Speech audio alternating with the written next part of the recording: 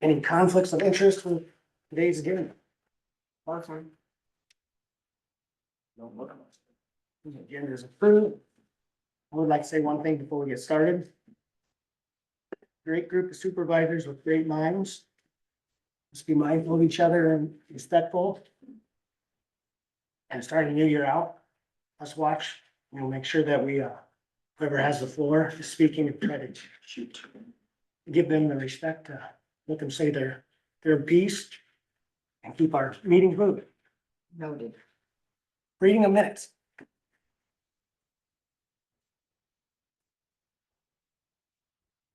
This might take a while. Folder. Yeah. Correct. January 7, 2025.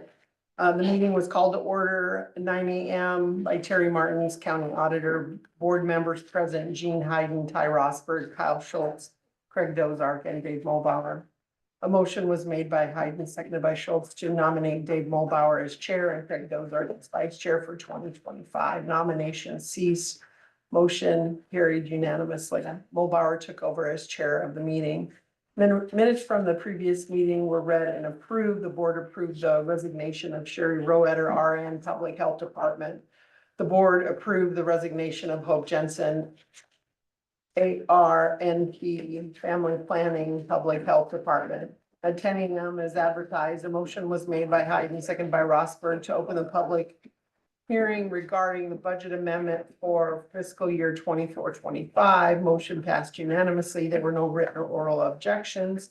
Motion was made by Rosberg, seconded by Dozark, to close the public hearing at 10:03 a.m. Motion passed unanimously. A motion was made by Schultz, seconded by Dozark, to approve the following resolution 2025-8.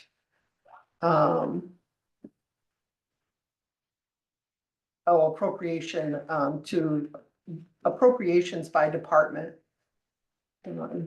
Auditor's office, 36,000, county farm, 31,000, roadside, $218,052, courthouse, $335,275. Voting aye, Schultz, Dozark, Mulbauer, Hayden, and Rosberg. Motion passed unanimously. A motion was made by Hayden, seconded by Rosberg, to approve the following resolution 2025-9. Resolution transferring funds, $335,275 transferred from the general basic fund to capital projects fund 1524. Voting aye, Schultz, Dozark, Mulbauer, Hayden, and Rosberg. Motion passed unanimously. A motion was made by Schultz, seconded by Rosberg, to approve the following resolution 2025-10.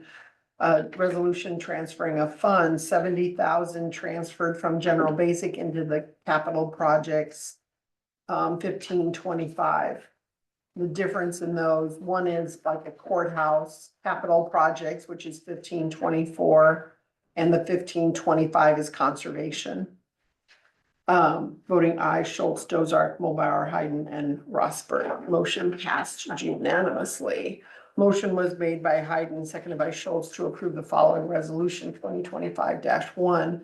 Resolution appointing official newspapers, Manila Times, the Observer, and the Bulletin, to be appointed. Voting aye, Schultz, Dozark, Mulbauer, Hayden, and Rosberg. Motion passed unanimously. A motion was made by Dozark, seconded by Rosberg, to approve the following resolution 2025-2. The county auditor to pay claims prior to audit. Those to include salaries and payroll if the compensation has been fixed or approved by the board. The salary or payroll shall be certified by the officer or supervisor under whose direction or supervision the compensation is earned. For withholding taxes, FOAB, Medicare, IFRS, union dues, credit union garnishments, tax deferred compensation, direct deposits, insurance to include health, dental, life, cancer, and unemployment. Voting aye, Schultz, Dozark, Mulbauer, Hayden, and Rosberg. Motion passed unanimously. A motion was made by Schultz, seconded by Rosberg, to approve the following resolution 2025-3, resolution naming depositories. Do you want me to spell those out? Okay. Voting aye, Schultz, Dozark, Mulbauer, Hayden, and Rosberg. All this information is available in the auditor's office if you so desire. Yeah. Read through it. Motion passed unanimously on that one. Motion was made by Hayden, seconded by Dozark to designate Dave Mulbauer Chair as signatory for Region 12 Council of Governments for ensuing year. Motion passed unanimously. A motion was made by Schultz, seconded by Hayden to approve the following resolution, 2025-4, resolution regarding the necessity of economic efforts and approving promotion of such efforts. Voting aye, Schultz, Dozark, Mulbauer, Hayden, and Rosberg. Motion passed unanimously. A motion was made by Dozark, seconded by Rosberg to approve the following resolution, 2025-5, resolution authorizing county engineer to execute certificates for farm to market projects for Crawford County. Voting aye, Schultz, Dozark, Mulbauer, Hayden, and Rosberg. Motion passed unanimously. Motion was made by Rosberg, seconded by Dozark to approve the following resolution, 2025-6, construction evaluation resolution. Voting aye, Schultz, Dozark, Mulbauer, Hayden, and Rosberg. Motion passed unanimously. A motion was made by Dozark, seconded by Hayden to approve the following board committee appointments for 2025. Motion passed unanimously. Motion was made by Schultz, seconded by Dozark to approve the holidays for 2025. Motion passed unanimously. Motion was made by Hayden, seconded by Dozark to approve the board meeting dates for 2025. Motion passed unanimously. A motion was made by Dozark, seconded by Schultz to approve the following resolution, 2025-7. A resolution of the County Board of Supervisors of Crawford County approving the appointment of deputies to the office of Crawford County Auditor. Voting aye, Schultz, Dozark, and Mulbauer. Voting nay, Hayden and Rosberg. Motion passed. A motion was made by Hayden, seconded by Dozark to appoint the following commission to assess damages for 2025. Motion passed unanimously.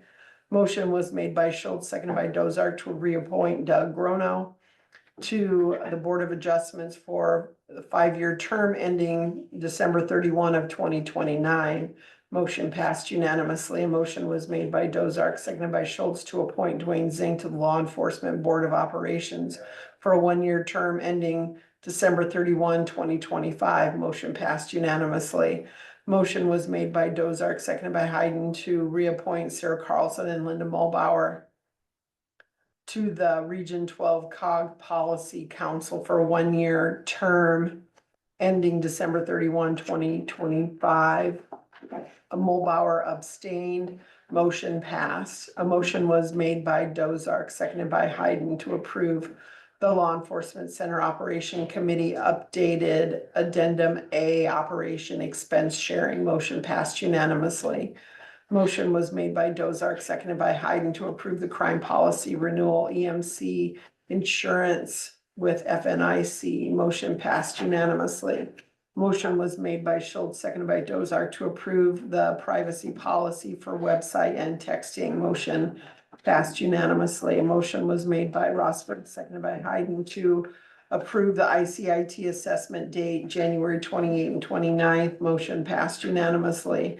Motion was made by Rosberg, seconded by Dozark to approve the hiring of Roger Kinkle as the weed commissioner. Motion passed unanimously. On motion duly seconded, board adjourned at 11:48 a.m. Agendas for the next meeting are posted and available to courthouse on Friday, 4:30 p.m. preceding the next meeting.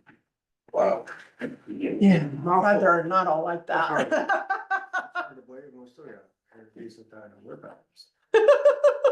Anyone have any corrections or additions to the minutes? Already done. They are approved.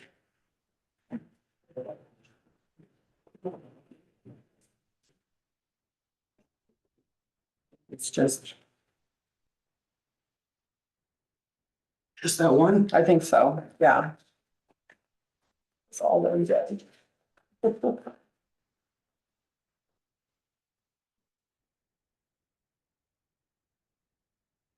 Longest paperwork meeting of the year. The rest of them are just long because we can't figure out what we're gonna talk about. I would ask today if we could keep moving. I do have to get to Des Moines for ISAC. Yep. Can I interject something quick here that's on our expenditures, to why we're Yes. be catching our breath? That's a question I had before, but I didn't ask. I Okay. should have. Not a big question.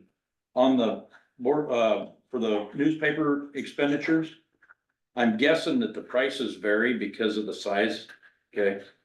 But we had like 1, 2, 3, 4, 5, 6 that were all. It's cause, so is that for different subscriptions? Or, Yeah, see, cause there's like 6 of them, for the Denison Bulletin on Like this week. Freedom Manila Times, 4 to the Observer. it might be different publications, different minutes, different, Yeah. yeah. Okay. Cause with the holidays, we kinda, I think we That's got what I was off track a little bit, so it would, That yeah. makes sense. All right, that was my Yeah. only question in the Yep, yep, yep. expense. Thank you for bringing that up. Yeah, Let's move on to so this supervisor. will be a real big bill from today. Right. yeah. Move on to supervisor reports. Kyle. Obviously, we'll have to talk about that, the weed commissioner. I was gonna bring that up. Okay. Yep. Unless you wanna go ahead. Well, I was just reading Robert's Rule of Order, and I think we could make a motion to rescind our previous motion and make a new motion to accept the other one, means there's nothing on the motion, on the agenda today, if we want to move forward with something today. I'm just reading the Robert's Rules of Orders on that. For the necessity of moving forward, because I see in the packet of the schooling required for a weed commissioner. I'm trying to look at the legalities of through Robert's Rule of Order, if we could take action on that today, being there's nothing on the agenda. But I think a motion to rescind our previous motion. Oh, for Kinkle? Yeah, Because so I'm just gonna. you guys all got my text that he declined, got some other things Yeah. pop up in Right. between, so. Yeah. So can you take action on something that's not on the agenda? That's why I'm thinking, a motion to rescind previous motion. Under old business. That's what I'm trying to. What have you found? Well, it says a motion to rescind can be made at any time as long as nothing has been done that can't be undone. Motion to rescind cannot be made if something has been done, Yeah, and he hasn't been hired, right? Right. so with so it, it can be undone. The motion can be undone, Motion. to which the rescind. motion will be undone. Because he can just. No action So- taken. I'm taking it as a motion, if don't need to, I take it as it don't need to be on the agenda, because how would you know you needed a motion to rescind and have it put on the agenda? Right. You might know, but I mean, I don't think,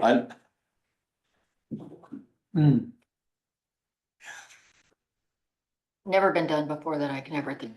I wanna say one thing about Robert's rules.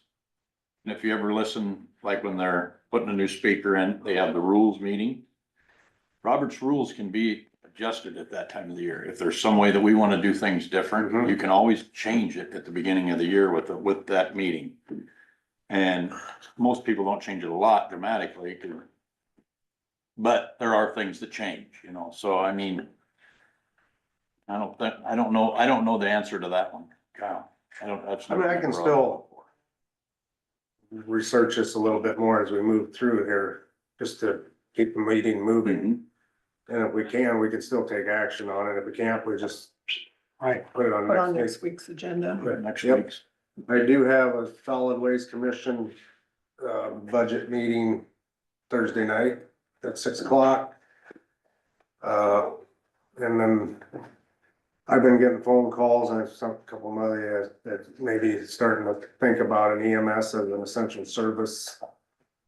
I've been getting them too. Same here. So I did do some research on that, and it is something that would have to be brought to us by, Doesn't it have to go on the ballot though? it has to be brought to us by a certain percentage petition. of the It's a population. petition, isn't it? Yeah, and then we'd have to put it on the ballot, but it's coming, I think. Kyle, possibly. Ty, have you talked to Zach about this? Yeah, we've just, haven't talked to him a lot, but like Corey Gaskell and some of the other people that are EMS, you know, EMS is one of my committee assignments, so and like Rachel, it's been being discussed. And, yeah, I've even talked to Aaron some about it a little bit, Aaron, out of the hospital. Just talking to some of the other counties that have gone down this road, it takes like a group or an EMA director or someone like that to kind of spearhead it to get the petitions into. I will tell you, Harlan or Shelby County, they actually have two people. Maybe you put them under EMA. I don't know if that's the necessary. I don't think so. It's EMS director and an EMA director or coordinator. Maybe call them both coordinators. It's irrelevant, but they actually back each other up too. So if you take on this county hospital or the county ambulance service, you're gonna have to have a coordinator for it or director for it. Yeah. So that's how they did it in Shelby County. Them two actually work hand in hand. And, they can both support each other. So I mean, if we go down this road, there's a lot of in-depth there's a lot of stuff to we do. have to put together, so, I mean, And Zach will be able to help us a lot because he actually knows the EMA and the EMS down there real well. That's his background. So I think we're probably sitting pretty good to make it happen if the petition comes. and what I've seen, it's about like, what I've gathered from the counties, I think there's like 10 counties that tried to pass it in the last general election, and it looked like maybe only 2 out of the 10 actually got it to pass, because it has to pass by not, I don't even think it's a simple majority, it's gotta be 60%. 60%. I think it's 60%. So it looks to me like about like an initiative to add the, like what Manny Another ITM's levy. going through with the school. It's its own levy, right? Yeah. It's its own levy. So And it takes away part of the hospital's levy. It does. so, So it does, you know, it isn't all brand They new. wouldn't have to levy. So for would that. the hospital lower its levy? I think they'd have to. Yeah, take their ambulance part we'd have away. to work through that. I actually already talked to Aaron. I mean, obviously initially, we're not gonna build something before that would pass. So first question I had for her was, can we use the garage yet? Do we have I mean, that would something? have to be all Yeah. stuff we'd have to work out. There's a yeah. lot of stuff to work on there. I think that one of the main concerns too is that there wouldn't be a gap in Yeah, that would EMS have services, coverage, you know, right. gap in coverage that the hospital wasn't able to cover it, and we're trying to get our ducks in a row if that happens. Yeah, I don't think Aaron would leave us hanging. No, I mean, don't She's think- not gonna leave the county hanging. I don't mean, think it so would either. be But we need to start those conversations yeah. with, No, they're already started, actually. I mean, Started with who? Well, the Between- EMS have their own association. Okay. Like the fire have association, the EMS has an association too. Remember when I Yep. first got on? Yep. Yeah. So they've had some discussion. Yeah, there's been discussions about it and it's gonna be, if a petition's brought, now that's one thing I told them. I said, you gotta be able to explain to the voters why they need to have this on the ballot. And why they need to pay this, because they're gonna see it as an all new tax. Now, there's some taxes that'll go away. And then you still look for places to spend it, but you gotta show the value in it. Does the petition have to come from the public to us, asking us to pay? Right. Well, I think that's kind of the procedure. I don't, 350. It'll be organized by maybe a group or I like see what you're EMS or something. It'll be an organized process and they'll distribute and try to collect, just like a candidate would try to collect enough signatures to become, you know, on the ballot. The same thing with this, yeah. Well, ISAC talked about it 4 years ago, and so this is That not. was when the governor Yep. signed it into Yep, law. it's not a new concept and it's been something since 2021, the day I yeah, started so- this job. I will tell you, On the radar. Yeah. at my NACO stuff, they, sorry, Gene. At the NACO stuff, I mean, this is a nationwide issue. This isn't just an Iowa thing. I mean, this is a nationwide issue. I mean, to be able to provide, and you look at the more, I'll call them desolate counties way out west, where you may have a county that's makes up of 5 of our counties. And, you know, there's a hospital in the center of it and it's 2 hours to get to somebody with an ambulance. So they're, you know, I think we'll still have our volunteer services will be part of all this. And so there's gonna be a lot to work through here, but they're already working through so that they have answers for the taxpayer before the petition arrives here. What's the advantage, I guess, of having a county-wide EMS versus the hospital running it? I mean, or if they're having employee issues as far as hiring, will we have the same problem, or how does that fix the problem, I guess, just having it funded Well, by I really us? I don't wanna upset Aaron or anything, but here's what I hear. Okay. And if you go over to Carol, and sorry, Aaron, if you're listening, but, they said because the paramedics have to do all the emergency room. I don't wanna call them menial chores, cause in the hospital, everything's important, you know, even cleanup's important to keep people healthy, right? But they're doing that instead of prepping, so they're actually not even always doing transfers. That's just what I'm being told. You know, and that ain't even from the paramedics. But, you know, they don't do that over in Carroll now, so their paramedics are a lot happier, they're not having people wanting to leave, and then so, that's one of the issues. Now, I don't know all of them. I question, and that's the same stories I hear, but I posed back to the phone call I got. So if, and that's Cecil, this board is in charge of it. Mhm.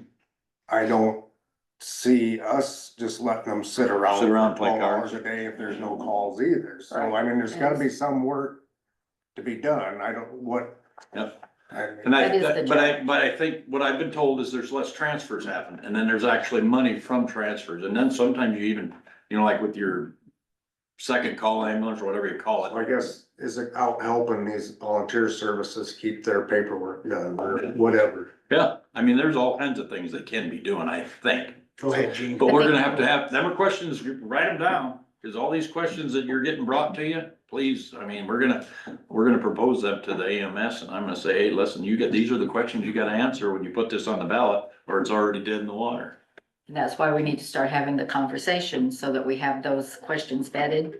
That we know all those answers, and this is our first public conversation about it, with the hopes that people will bring forward and we can do more research to find out how other counties are doing it. It's our first time of figuring out how we're gonna do it. I will tell you, in my Conversation is good. experience, our paramedics and EMTs are the last people I would call lazy in this county. Oh, I, They- So, I mean, just sitting around wanting to do nothing, I don't think that's anything in their mind.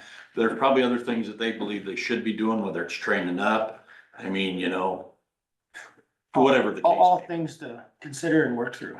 Yeah, So do we need to have a committee or is EMS? so we got a committee. EMS has actually got its own committee. I mean, it's, That's I'm on focused that. just on this? Yeah, Okay. well, it's not just on this. I Right, mean, they're but EMS as a whole. the EMS association is the what's working on that. Do you know, are there any contract services that are out there that other counties use that just Well, contract? or- Shelby used to. And I don't know how well that ended up working in yeah, that that's either. what I but- said, medevac, they worked for years and all of a sudden it just dissolved for some whatever reason it became. I think that the owners, you know, I don't know. So the in whole our story. I don't rural wanna speak counties, I out can of see turn how now. it'd be hard to contract. Be nice to have service. Corey Gaskell here. He is really Okay, sharp on this. all right. So He can he'd answer be all the these guy- questions. He'd be the guy I need to call. Yeah, that's who you can talk. to. Okay. But I would say, I think it is moving forward, those conversations are being brought to the surface. Yeah. Through EMS, through the players involved. And I mean, as that keeps moving forward, and we'll be brought in more on it. My one comment is always said, if we change anything, it's got to be creating a better service. There's got to Exactly. be better value for the Okay, taxpayer. Gene. Would it be prudent for us to ask Corey to come and answer the questions as a group rather than each person calling him separately and then reporting back, since this is kind of a subject where, Yeah. or is it too early for that, or do you want to just Probably. one by one call? I'd say it's probably too early for Okay, that.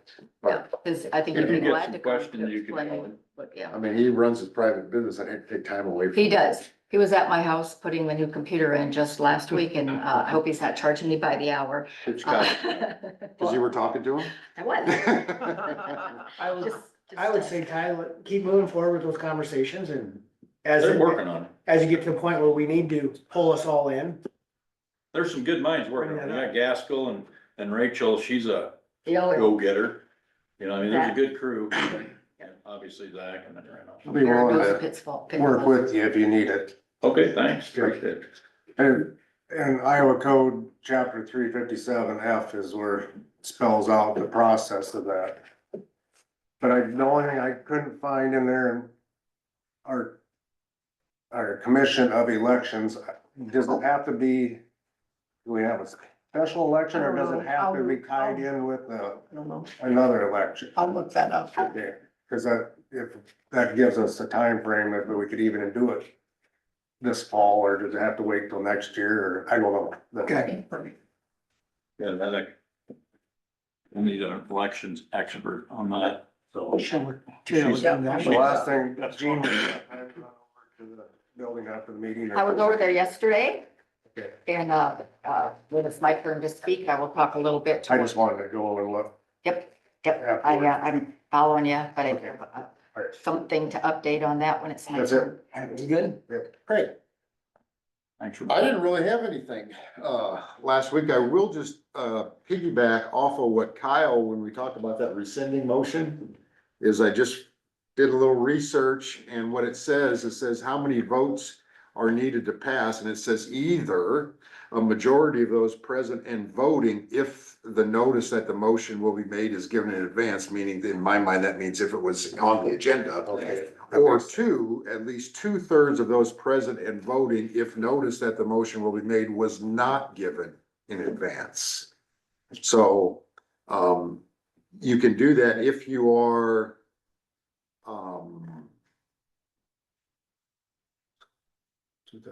use the motion to call rescind, to amend something that was previously adopted. How you would say I move to rescind the motion. This is just an example that the group adopted at the June meeting regarding this. And that just means that we haven't taken any action on that, but we're gonna rescind what we said we were gonna do. That's So, what we're gonna do. I think that does qualify, for what we, as far as the weed commissioner I is seem concerned. satisfied. But I just wanted to throw that out. So if you rescind it, then Craig, will you be able to do that? Rescind and adopt. And adopt as part of the motion. To strike, Roger Kinkle and insert. Right, I think you would be able to do that. Well, good research, once again. I think that would be fine. If anything, if we do that today, then I could make a phone call and keep that ball moving. Yes, that would be fabulous. Let's keep that ball moving because we have training that could be coming up and, we need to have somebody in place. So that's all I got. So with that, I'll write it down. yeah, there you go. Kyle will write it down and we'll All right, go over this motion. Bring that up in your part. all right, my turn? Oh, hang on, let's, before. Oh. We could do this right now and just have it. Okay. done. I'm very patient. Terry, I'm ready. Wait. Sharpen your pencil. Well, I can put it together if we wanna do it. We'll run through this quick. yeah, let's do it. What's fresh on our minds? I will move to rescind the motion.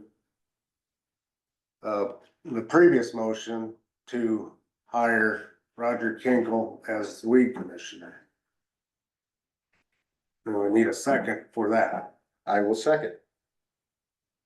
Then we need a vote on that motion to rescind. And it must be at least 2/3. 2/3. Any discussion on that motion? No. No, Okay, all in favor, say aye. Aye. Aye. 2/3 appears covered. There you go. Motion is rescinded. Okay, so now we move to adopt that motion. I would, make a motion to Just a point. appoint, Or Alan Hanson. Alan Hanson as the weed commissioner On acceptance. on acceptance. there's a, there's a motion, Second. second by Ty. Any further discussion? All in favor, say aye. I- Aye. I will make that phone call. Aye, Chair votes aye, sorry. You're gonna hold Alan. I will make that phone call on my way to Des Moines. Okay. Since I don't have a, since I don't have a Co-pilot. co-pilot to talk to. It'll be a long trip without me I know. dripping in your ear. Okay, Do you have his number? I do. Okay, great. If I don't, I'll text him, but I'm pretty, I It's probably on his application too, if you need it. do you have anything That's all else? I got. Gee, First of all, I was just looking through the sheriff's office. Is that normal for the trust fund to be in a negative? Or is that, am I reading that incorrectly where we've got a money paid out and then the trust fund is in a negative? Just the Is motion to Is that- rescind. that normal? Roger I mean, Hinkle I- is- it is- anytime I see negative figures in a fund, there usually is an explanation, but I hate to assume that that's. I'll get someone else say motion instead of move. Motion to rescind previous motion to hire new commissioner. I might date it, I got you. January Oh, you're 7, 2025. Trust fund. Yeah, no. Do your duty. I guess I don't know, I'm not. Sheriff's Department have a trust fund? Well, that's what, 13. Cause it looks like they They just took must. the fees, put it in the trust fund, and that's why it's zero, right? it's negative.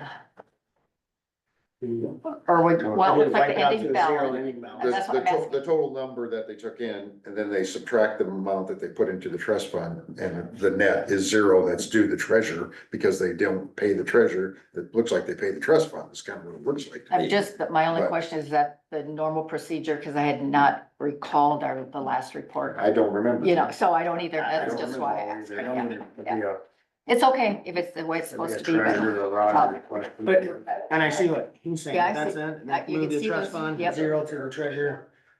Just but what if she that's, said. if that's normal, that's just fine. And then I'll try to remember the next time that that's. I don't either. Yeah. So, what's going on now over at the Crawford County Community Services Building is we're trying to do our signage and our advertising. So Louise has gotten hold of the high school. They have that group. It's run by Mrs. Kennedy, and this is like her last year. Her dad was a veteran, and so she's just honored to be able to help do all of this.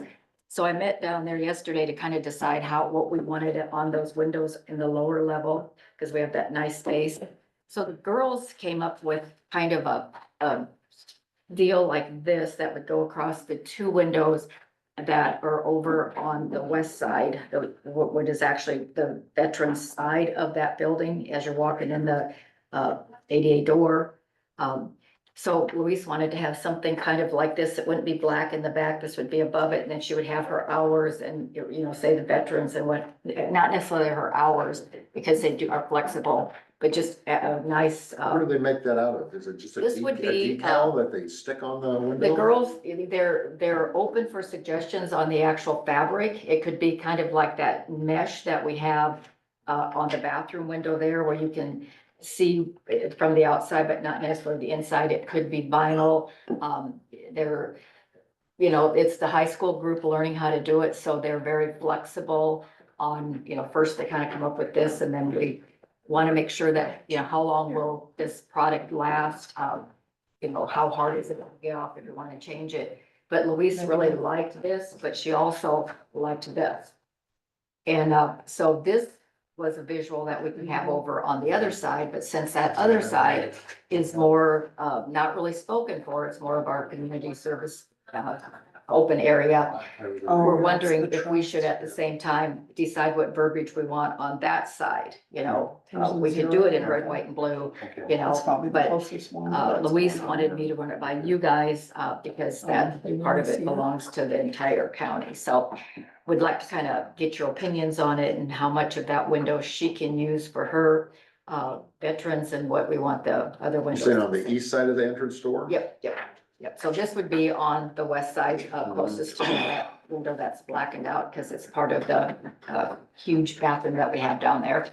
So, but I thought Louise really liked this, but she That's really didn't nice. want to take up the whole, and the girls that are working on it are seniors, and they're just very attentive to this was their first meeting together. But before we take up more window space than you guys thought we were going to, or Louise was going to, I want to get it in front of you. When we go over there, Kyle, maybe you can visualize that and maybe have the girls do a draft. Cause, I mean, the other, just so we have room to put something on the other window that says. Right.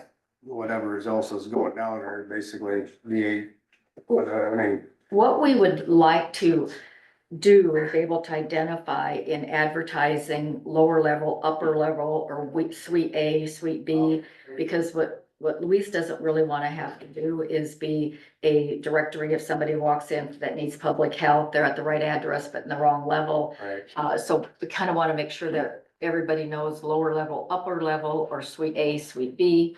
you know, so that it's advertised if you pull up and I think we realize. might even just need to have a sign that's kind of in the flower bed that says Yeah. lower level. upper Arrow, level. Yeah. But I think Yeah, the time to get this all done is when school is still in session and they're ready That to there. roll and. I mean, we might have to have blue space, make it, or somehow, Yeah. make a sign that's in the flower bed that says.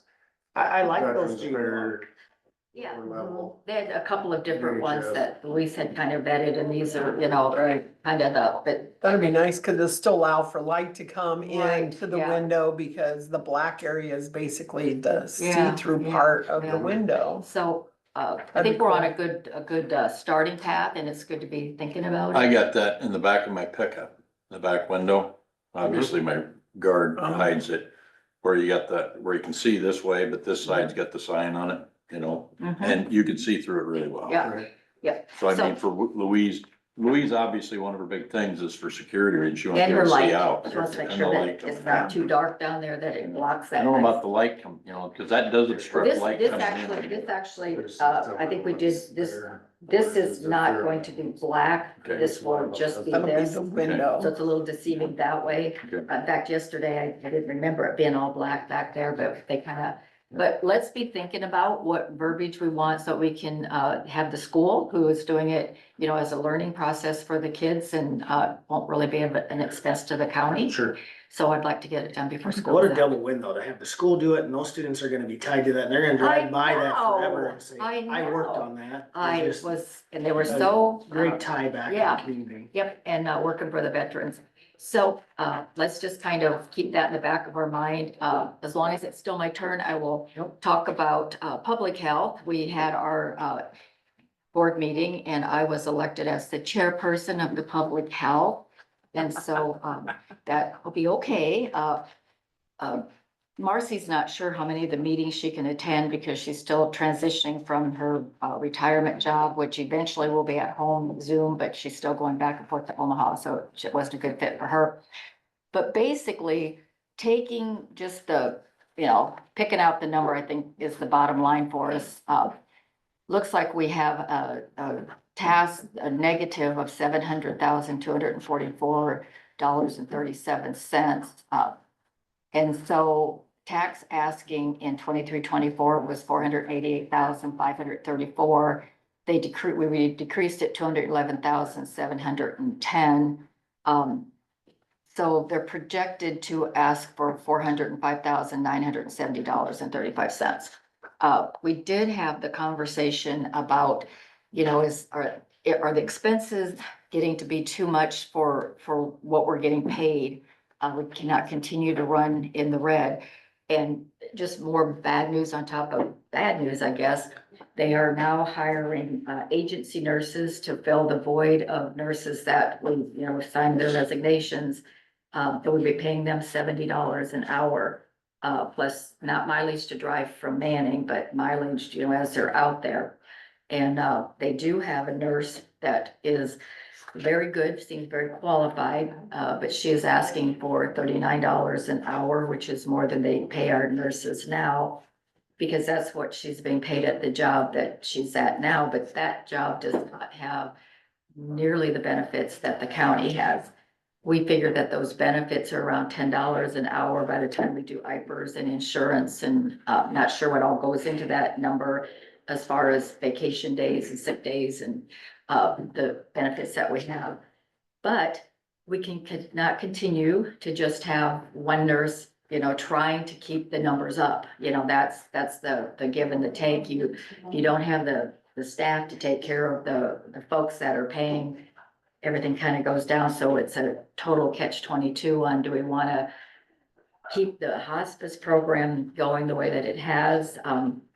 The conversation has always been being in competition with private entities, but then we also have the concern of, and if we just focus in on the hospice program, does it really make as much money as is projected in the budget? Because the bricks and mortar, the pencils and the all the materials, staffing are being handled by private entities, and they seem to be making it work for them. But I think that the thing is what insurances they accept, and it's my understanding that the Angels and the different programs only accept Medicare. They do not accept the Medicaid. But what research I have not done yet that I plan to do is, and I'm not familiar with who pays for hospice. I don't, does Medicaid pay for your hospice care? Your end of life? Or is that the family, or is that your regular insurance? I haven't been able to drill into exactly what part of our population would be underserved if our public health program did not provide a hospice. Even if, program. Yeah, if or how much. right, exactly. You know, because we don't want to cut a service that is going to leave a part of our population under or unserved. Unprotected. And, but then back to the original mission of what public health is designed to do, it doesn't say anywhere in that mission that's set out by the state of Iowa that it's the duty of the government to provide hospice service. And so a little bit more research needs to be done on my, If you don't mind. I don't mind at all. I was actually called last night about this. I don't think it had anything to do with your report. But somebody was actually, why is our public health so big in a county where we've actually got a hospital? It's a public hospital. Yeah. And just, they were asking different questions and it's, can I give you Gene's number? I said, you're asking me Gene questions. You here, but- absolutely could have. But so it's something the public's talking about. So Yep, that was yep. what I was trying to interject. Yep, I'll yep. shut off right there. Part of, the eye smiles and the, Nurse care consultants. all baby of, all of those, token. yep, Mhm. their grant's 100%. You know, we get 261,000 from early childhood, and that's how we pay for our providers, and those programs are, they just need a place to hold their meetings and see their patients. It's something that I think it's time that we drill really deep into when we're doing this budget to just see where, I don't know if the taxpayers, if it's part of our responsibility to continually supplement those services. There, a couple, but to be short $700,000 for this report. I'm pass it around. That's just something to start thinking about, and we'll be seeing them with their budget next week. So I'll try to have all those questions answered by then. That's good questions to have answered, to be Yeah. kind of. Gene, just so you know, it says Medicaid in every state provides hospice care for terminally ill individuals. Okay, Medicaid pays hospice providers based on rates published annually by the Centers for Medicare and Medicaid Services, or CMS. The rate is based on the type and intensity of services provided. And I'd add to that, like the VA generally pays off the Medicare paid rates. and see, that's where I think the Medicaid rate is much lower than Medicare, that's why they can pick and choose in the private sector. And so that is kind of how many of those are we seeing versus the full Medicare. I think those are numbers that we can pull out of this report in order to ask the right questions next Tuesday. Good to know. All right, well, let's take a pause for supervisor reports. We'll get to you, Ty, after Paul. Good morning. Good morning. Good morning. Good cold morning. Begins fashion January weather. Oh, back to the big pages. Big page January. Big page, yeah. That's what we call it. Well, it's permit season, see, they start getting their permits in so they can get them approved and so really, that's what a lot of that is on top is just the permits. So we got Mid-American, they're doing a fiber connection between the substations. They've been kind of working on that over time, so this one's up in the Schleswig area, and then Whipco's gonna do some underground work over north of Charter Oak on I Avenue and MediaCom. So is there a time frame as to when they ask for the permits versus when they start the work, or Not really. not really? So there's not like Usually- you gotta get a permit 30 days prior to or anything like I that? mean, you just have to have one before they start work. So Yeah, you get them in when it's cold and when the weather warms up, then we're ready to go. yeah, that's exactly right. So, And every once in a while, you like, say, rural water, Whipco, they need to really do something right away. They might just call and say, hey, Paul, can we just get a verbal? Those locals, we usually work with them pretty good and they'll follow up with a permit that has it filed on our records. So anyhow, I want to say works on pretty that good. one, if I'm reading that right. I just remember cleaning ditches there, when cleaning it down because it was like 4 inches deep. Which one's that? Yeah. Whipco or medium? Whipco line, along I Avenue between 130th and 140th. I think on the permit it showed up, Yeah, But anyway, and that's why we put the roads now. okay. So we usually, we try to get everything in the roadway so we don't have those issues. They don't It's have just extremely cold and then Yeah. they figured it out. But I will say Whipco is really very good to work with on anything that we do in our right of way. So They were there, but there was nothing we could do. just wasn't in the right place. Yeah. The contract projects, again, they're all lined up. We just need to wait until we get the bids. Day labor, not much going on. We might dive into that yellow smoke dock. Looks like we're gonna get some pretty good ice with the temperatures we've been having.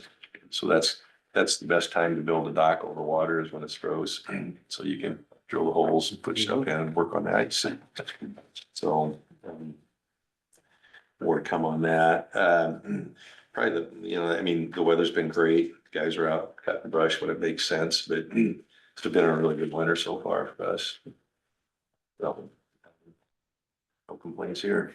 Good. So we're getting, closer and closer to March 1st and we start to see that. It's always nice on St. Patrick's Day, right? So it's been a good winter. Probably the biggest item here is that, well, I guess from a personnel standpoint, Larry Claver's gonna be retiring. He brought in his letter yesterday, and so he runs out of the Buck Pro shop.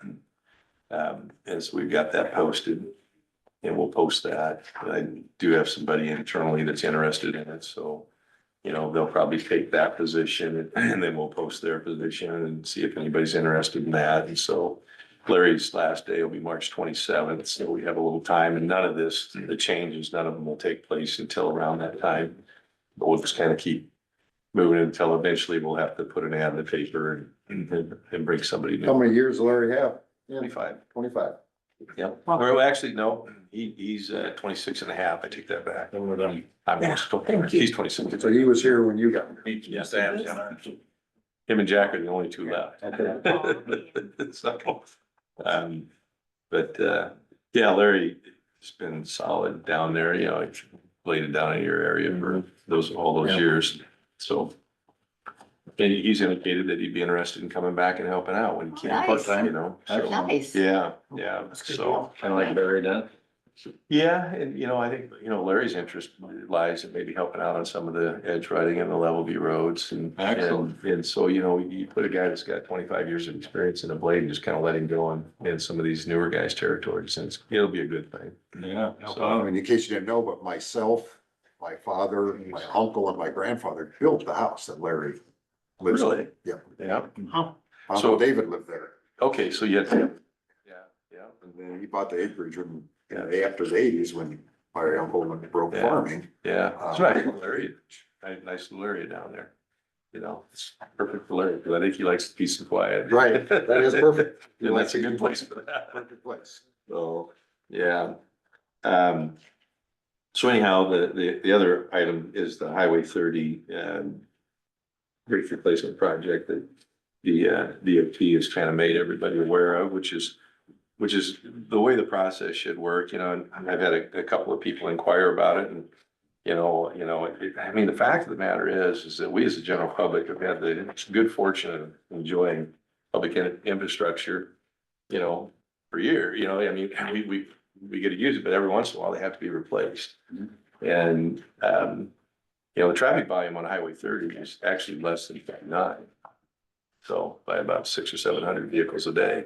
So, Highway 59 is that main north-south link that you direct interstate traffic up to 20 or whatever. And Ty, you probably, as a trucker or a hauler, probably see that in US 30 is a very busy highway as well, but the traffic volume, 59 is busier than 30. yeah. According to the traffic volume data that we have. Okay. Is that the whole way? Or is that Pretty much. just in Crawford Pretty County? much, well, I mean, in this vicinity, in the Crawford County vicinity, Highway 59's in the fours, low fours, 4,000s, Highway 30's in the mid to low 30, 32, 3,500. So, but the site. Just that stretch or? Well, I mean, I'm speaking about the Crawford County vicinity. Okay. And I That's what can I- look that's what I beyond meant. that, but I'm just kind of Right. speaking about it on the vicinity. Obviously, the volumes are gonna vary across the state significantly in some places. So how does DOT determine which bridges they replace? Well, it's kind of, and this is the conversation I'm having with people, it's kind of like what we do, we replaced almost 170 bridges in the last 25 years. Obviously, none is significant in terms of impact to traffic as this one, but you inspect the bridges every 2 years. And over time, like the bridge on Donna Reed, they were built for different capacities. I mean, trucks, everything's gotten bigger. The state's now allowing heavier vehicles, so, they're required to carry more, but they age and they deteriorate. It's like we do. Okay. Look right. It's myself, no, it's thinking of me. But anyhow, and so there's really three key elements to a bridge. There's the deck, the superstructure that holds the deck, and the substructure, which holds all that. Okay, and so those items, those are kind of, that along with the channel are four key items that are inspected every 2 years on bridges. So I suspect one of those elements is starting to show some advanced deterioration. And so not meaning that the bridge isn't safe, it's just saying that Let's not wait until that happens. Well, yeah, once if the general public, there's a problem and they see the problem, then we have failed. Okay, we waited too long. And so, to the casual user of that road, they don't see anything. The problems are usually down below. And so, I just, I don't know the details, but I suspect that one of those three or multiple items are showing some deterioration. And that they said, okay, let's get this thing out of here. It's a US highway, it's a key highway. So the good news is that it's not till 2028. And, sometimes, I see these as opportunities. Perhaps we can work with them in advance. I don't know, this might be a pipe dream, but most of the traffic is gonna go down Lincoln Way. Our local traffic for sure, yeah. There's gonna be a lot of traffic. Trucks You think, going to how Anderson. are they gonna get to Anderson's? Okay. So maybe there's an opportunity here to get together with the DOT and say, they can't officially designate that as a detour because it's not a paved route.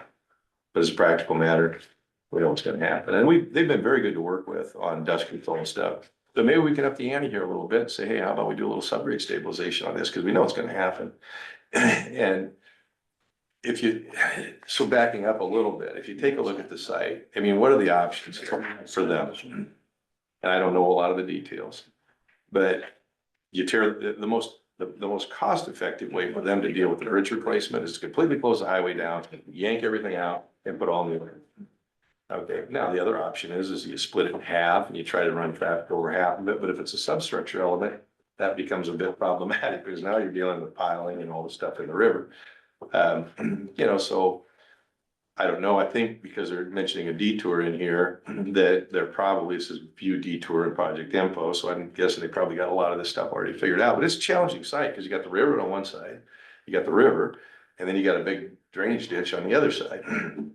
So trying to put some sort of a temporary runaround is also probably a challenge. Expensive. And very expensive. So, maybe we kind of lobby to say, okay, why don't you take, instead of spending that money there, and, work with us to maybe make a local detour that's better, maybe a subgrade stabilization or something. I don't know. So we'll find out more on the 20th, but my response, and I don't know if any of you have any thoughts in particular that you want me to, they're looking for input by the 20th, so I'm gonna. The worst of that would be get through Arion, wouldn't it? They wouldn't have to go through Arion. They could cross over by the American Protein. Yeah. They go past like gym risers Mhm. and come out by IVP or. Oh, we're in the wrong spot there, okay. Yeah. Yeah. Yeah, so it would start at the American Protein facility. Okay. And, you know, I mean, they're gonna have to cross two sets of railroad tracks. They're not gonna designate that as an official No, detour, guarantee you. I mean, I wouldn't if I was the engineer in charge of this. I think they were taking them from Dow City, weren't Yeah, they, all the way? they're gonna use the same detour that they use when they Right. close 59, Yeah. which is our pavement, which is in really good shape. Do you have any idea how long that detour will take? I mean, what the kind of You estimate? know, I mean, this is probably a 6 to 8 month under normal condition bridge project now. Well, the other thing I'm gonna encourage in my, you know, comments is that they use some sort of accelerated bridge construction procedures to perhaps make that a 3 month. Yeah. be You better. know, it's gonna take some time. If you wanna throw a whole lot of money at it, you could probably have that bridge done in a really short period of time, as we've seen throughout the country, you know, when there's a really critical structure, things happen and they work 24 hours a day, 7 days a week, and they get it done. That probably won't happen here, but some accelerated bridge construction features I think would be good. And you and I talked about this other night, I thought about something. You know, we get a boatload of truck traffic that runs down 39 from the 4 lane now, and then they use that to their shortcut to Omaha. Yep. Them trucks are gonna really, and 59 is gonna be a busy son of a gun. Now, obviously, that's not a road to take care of, but I mean, it's something that we need to alert our folks to. I think. Yeah, it's gonna certainly redirect some traffic, and you know, I think really for us, probably the biggest thing is gonna be grain getting to Anderson from that area, cause I think a lot of grain comes from that area. That's why we picked, over by Easton, to test out subgrade stabilization, cause all the grain traffic. Right, and you know, we have time and, you know, again, if we could get some assistance, it might not be a bad idea to do some subgrade stabilization on part of that. I don't know, you know? It's a thought.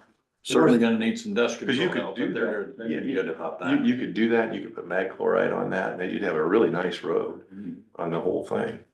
But, We don't know unless you, well, we're gonna ask Right. and see what happens. So are you gonna give comments before the 20th? Are you? I will, do you I'm have gonna be some working on comments? that this week. Okay. But I just thought, you know, I wanted to talk to you all about it and see if you had any thoughts, but those are kind of some of my thoughts, and I'll put something together, and when I get it all ready, I'll send it out to you as well. And those thoughts would include trying to make it a 3 month project rather than a 6. Yeah, accelerated bridge construction, trying to, you know, condense the time with, you know, that the detour will have to be there, but that's gonna be a challenge. Yeah, detours are This one's gonna be a challenge. It is. Yeah, an inconvenience people. yeah, appreciate you looking ahead on this. yeah. But again, well, thanks, Dave. Again, you know, what we ought to do is step back and say, you know what?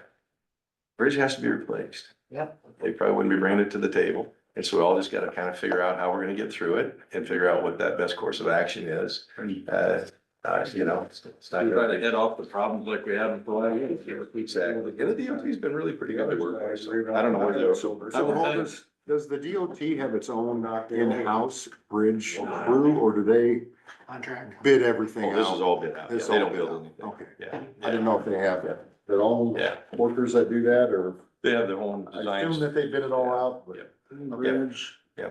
bridge highway over there. So, I'm anxious to see. Never have to go to the highway. Yeah, There you go. yeah. But I don't know, they don't really, they're probably gonna have a, you know, it'd be good to have a public hearing at some point in time.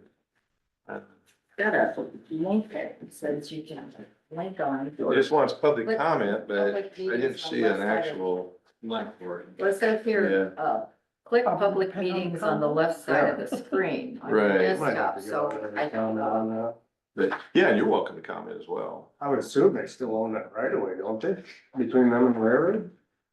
Right, it's Where state the old DOT four-lane were? and then railroad. Why don't you just build a new bridge where the old 4 lanes were and then reroute the highway? Reroute it, yeah. And then you'd never have to close the highway. That could be in the comments. There you go, make a nice comment. Yeah. Everybody comments? I will tell you, Holt reached out, I wanted to know, please let him know if any of us got any comments we'd like to route through him, Yeah. so. Yeah. On this particular Hey, thing. they're going about this Interesting right to away. hear. Why not? I mean, it looks to me like the alignment wouldn't be that hard to redo. I mean, it used to run there at one time. Yeah, Got airplanes, trains, trucks and cars all involved in it. Well, maybe they got some agreement with the government. Yeah, get that. No, well, Right. and that's what we find out at a public meeting, you Yep. know, usually the engineers or the people involved in it will have, you know. And I haven't seen the plans or anything yet, you know, this is the first I knew of it as well, so. Well, They've been when, talking about doing it, in the Highway 30 coalition there. I mean, they alerted us two years ago, which bridges they were gonna do, and I think you mentioned that. we're also gonna do them right there by Monogram too. Yeah, But they'll be able to switch over. The bridges over the railroad, they're gonna do, sometime and, the latest update on that is, we continue, we're just waiting for a response from the UP Railroad on our proposal. But, I made it, I mentioned to them in the latest correspondence that these are gonna be done too, so we don't wanna wait too long because you can't have Donna Reed and Highway 59 closed at the same time. Or you wouldn't want to. Right, that'd be bad. Because I know like last year when, they were working on, or a couple of years ago when they were working on both bridges over the river, the larger ag equipment would go around Donna Reed because they couldn't fit through this, so they'd have to go the other way around Lincoln Way and around that way down by perhaps Tyson. But I just don't think it'd be good to have those two under construction at the same time. I don't either, So I want to try to avoid that. starting in 2028, A little bit. that'll be here before we know it. Yeah, thanks, Paul. You bet. Tim, think you look good? Yes, yep. Having a good time? Forgetting a lot. But yeah, it's been great. I like it. It's challenging and that's what I want. Good. Good. So I won't be here next Tuesday, so Kim and Ben will be All right. taking that meeting next Tuesday, so. Get that, start to kind of get a little feel for it. And I'm in class. So Ben and Jack went in, they got our trucks in the shop at Hawkeye, they're starting to fabricate our new dump trucks. And it's always nice to go in there as they're doing it to make sure that everything comes out like we think it's supposed to, so they went in every day. Sounds good. Thanks, guys. Stay busy. Thanks. Thank you. Holt also, has he contacted you? Yeah. Yeah, he wants to set up meetings, he says, because his understanding is that there is gonna be property tax in this year's legislative session. That's what he mentioned Thursday. That'd be, maybe I'll call I him. heard the head of the Senate on the radio and she said it was a priority for them. There you go. That's what Steve So- made it sound like on Thursday when he talked, so. Which is great, as long as they keep us local And that's what he wants to set up, in mind. and of like how when we were doing it affects us. during our supervisor's report when I was, so. That's great. So I told him you were the chair, so Yeah, maybe you just reach out to him. I'll do that. Like I said, I'll have a couple hours of drive time, so I'm like, Get him on speed dial. so. Sorry. Okay. No, actually, are you good on your reports? Oh, yeah. Hi. Okay, well, yesterday I tried to double duty. I had a VA stuff and,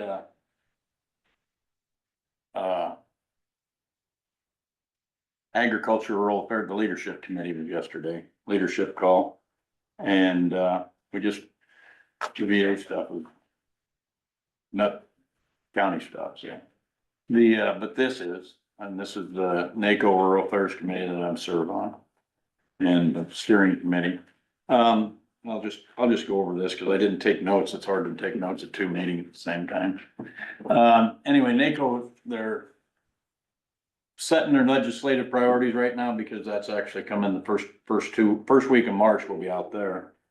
And so we've been going over the key legislative priorities that we're gonna have, and the Rural Partnerships and Prosperity Act. And I keep alerting Zach to places to go hunt for grants and stuff for the county, like especially with ambulance services and stuff like that, where we're talking about that. And improving access to Emergency Medical Services Act, all right, so. And then I'll go over the next couple of things. Now, we already did the Secure Rural Schools, legislation, so I mean, that's on there, but, as we went down, there's also working on the deserts for medical services, whether it's transportation to and from. Like I said, there's sometimes where it's 2 hours. Well, they always say when you're in an emergency, you got a golden hour. Well, if you got 2 hours for the ambulance to get to you, you know, I mean, obviously them kind of communities, and it's hard for them to afford to have helicopter services readily available. It's usually, if you're out in, I don't know how many acres it is for a cow and calf in Montana, but say 5 acres, you know, or more. You know, depending on the valleys or whatever. I mean, ranches are big, so populations are small. They can't afford a lot, right? So, I mean, and that does affect us as well. I mean, we're not really in any, what they qualify as a desert, a medical desert or something like that. But we do have, pharmaceutical deserts in Iowa and stuff. And that's kind of works, you know, heck, we've had that discussion in here when we're going over medical insurance, when we're talking about prescriptions and whether we can do them by mail and stuff like that. So those are some of the things that we're actually working on as our legislative priorities going out there. So, I mean, everybody's been kind of doing the research on that, and obviously I'm steering and paying attention to what our EMS services and, the Rural Partnerships and Prosperity Act. That's the one that I really want to keep an eye on for grant possibilities for different priorities that we're working on here in the county to make sure that we can, take advantage of the things that will help our county out the most. You know, I keep going over all the time, finding alternative sources of income for the county that are other than property tax. And I think these are the things that we always got a key on. That pretty much was it. Usually these leadership calls are pretty short, but that's, you know, you guys brought up the medical EMS and stuff. I'll show you, we actually are already kind of focused that on the national level. So, I think that'll be beneficial, and it's just, I mean, and I was sitting here thinking when we were talking about I think Zach could probably come up and brief us on the EMS stuff as easy as Corey could. So, and he's already on Right. staff, so we can have him when we need him. All we gotta do is call him, Good so. thought. I think that'd be good. Sometime when you get down the road and you have enough information, feel like it's Yeah, time to bring them up. yeah, Do it. sounds good. Maybe get him on the agenda to just give us an update on how things are going in his first couple of months Yeah, to, we can do you know, that. what his Yeah. expectations were. Give him a month or two to get it. Yeah, I mean, he's picking things up and running with stuff fast. He's really doing a great job. I can tell you that, you know, he's, our EMT class down in Manila's full already that he's gonna be doing. He's working, this is maybe a pet peeve that I've been digging in. I've been an earworm about hazmat techs in Crawford County, not having any. And, he's actually working on getting that class put together, and he's been talking to the people down at the State House, so we're rocking pretty good right there on two. I mean, he's hitting the ground running. I mean, he's doing a great job starting off, he so. knew he Good. would. So his youth and motivation is benefiting us greatly. And I his would say that. expertise. Yeah, and his expertise, you bet. But, other than that, I think I got a rural action caucus. I think it's this week, yeah, maybe this week or next, and that's probably gonna be a lot of similar discussion points of the rural. You know, most of the talking points in that caucus come out of what comes out of the ag group. But, you guys all got that email from me? Yes. I mean, I think everybody here is going to the supervisor. Kyle, you usually drive down that day. I am not going. You're not gonna be able to go, okay? But those that are, I mean, she sent that mail out where not everybody was getting signed up, and so I had cause we're such a rural district, I said, guys, we need our voices to be here. And I already got calls back last night, and Peterson up in Cherokee County was trying to, when he called down there, he said, well, they told me I couldn't get any rooms. He said, I'll probably drive down Yeah, one, I but can't get I around. sent Rachel an email already last night, and she'd already sent something back this morning, and then that young lady that takes care of lodging and stuff like Kelsey. that. Yeah, She's Kelsey. from Manila. Is she? Mhm. Well, anyway, she's already, I haven't read it, but I seen where she's Yeah. answered it now too, Because I so. tried to get a room and they said they were full and I was like, oh, You okay. should try again. You and I have to go down the night before Yeah. for our, And for a meeting, ISACs 4:30. Where's that gonna be I was at? do you driving know? down that day, all right with him. is that at the embassy? Will that be So at it'll the be, hotel? there's a, room right off the main floor. Okay, I mean, and other than that, I would like to just talk a little bit about what happened last week. I think that, and I talked with Terry already. I think some misconceptions left this room after that meeting. And, I know I tried to explain things a couple times and, you know, you brought it up about make sure we give each other our time to speak and don't interrupt, because the answer is probably shortly coming. And, well, maybe Gene and I are more guilty of it than most. Our message takes a little longer to get out than some others. But, my main focus was is we've had on these, deputies positions. The biggest challenge that we've faced with that is when stuff's been done and I told Terry, the reason that we brought it out last week, we weren't talking about her necessarily, because she has never done that. But, we can't plan for best case scenario. We gotta plan for worst case scenario. And I'm not saying we've even had worst case scenario. I don't really wanna find worst case scenario where somebody would jack up all their people that are deputies to 85% or some crazy thing. I'm obviously I'm speaking hypothetically. I don't think anybody's that crazy to do that. However, we don't know. You know, think about how many things that even from the 1970s board that resurface now. So things that we do today affect boards in the future. And I actually talked to Terry and she seemed, I think, didn't disagree with it. When we do a resolution on something like that, if we keep where the offices are filled completely with deputies and we don't limit the number of deputies in an office, but when we do the resolution, do them yearly. And at that point, have it established that this person's this percent and that can't be changed without another resolution through the course of the year. And it ain't that hard to write up, I wouldn't think. Didn't look like you spent a lot of ink on it. Can I have that? So then you don't have to where this board has budget issues that they didn't have any say in. You see what I'm getting at? And I'm just throwing this as an idea for food for thought, because it ain't on the agenda. So it's just food for thought carrying over from last week. So, and then we don't end up at big discussions that take forever and we still all walk away here and it's obvious that we aren't in agreement with what we were doing. That's the one thing that this board's been good at. When we talk things out, it might take a while, but we almost always end up in agreement on something to do or not to do. You know, so I think that that's what got lost last week. Can I follow up on that? Please. Okay. Mhm. So when you go back to December 21st of 2021, you know, the Iowa code says it should be a resolution recorded in the minutes about deputy status. But it seems to me, just kind of going back, that we recognize that they've made them the deputy, but as I look at the minutes, it says the board recognized the change of status for Elizabeth Morales from motor vehicle clerk to motor vehicle supervisor in the treasurer's office. Doesn't say anything about that she's a deputy.